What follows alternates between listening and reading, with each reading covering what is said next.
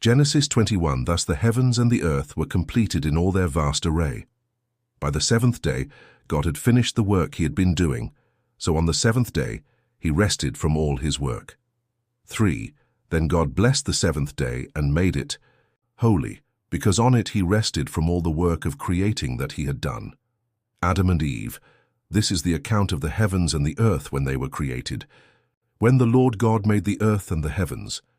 Now no shrub had yet appeared on the earth, and no plant had yet sprung up, for the Lord God had not sent rain on the earth, and there was no one to work the ground. 6. But streams came up from the earth and watered the whole surface of the ground. 7. Then the Lord God formed a man from the dust of the ground, and breathed into his nostrils the breath of life, and the man became a living being. Now the Lord God had planted a garden in the east in Eden, and there he put the man he had formed. 9. The Lord God made all kinds of trees grow out of the ground, trees that were pleasing to the eye and good for food. In the middle of the garden were the tree of life and the tree of the knowledge of good and evil. A river watering the garden flowed from Eden. From there it was separated into 4 headwaters. 11. The name of the first is the Pishon. It winds through the entire land of Havilah, where there is gold. 12.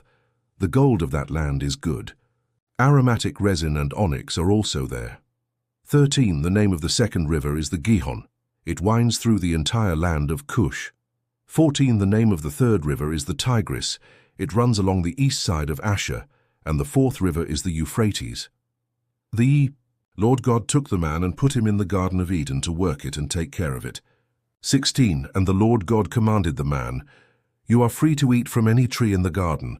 17. But you must not eat from the tree of the knowledge of good and evil, for when you eat from it, you will certainly die. The Lord God said, "It is not good for the man to be alone. I will make a helper suitable for him."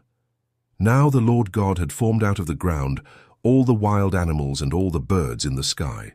He brought them to the man to see what he would name them. And whatever the man called each living creature, that was its name. 20. So the man gave names to all the livestock, the birds in the sky, and all the wild animals. But for Adam no suitable helper was found. 21. So the Lord God caused the man to fall into a deep sleep. And while he was sleeping, he took one of the man's ribs and then closed up the place with flesh. 22. Then the Lord God made a woman from the rib he had taken out of the man, and he brought her to the man, to which the man said, "This is now bone of my bones and flesh of my flesh. She shall be called woman, for she was taken out of man."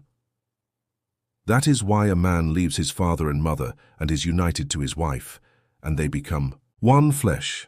5. Adam and his wife were both naked, and they felt no shame.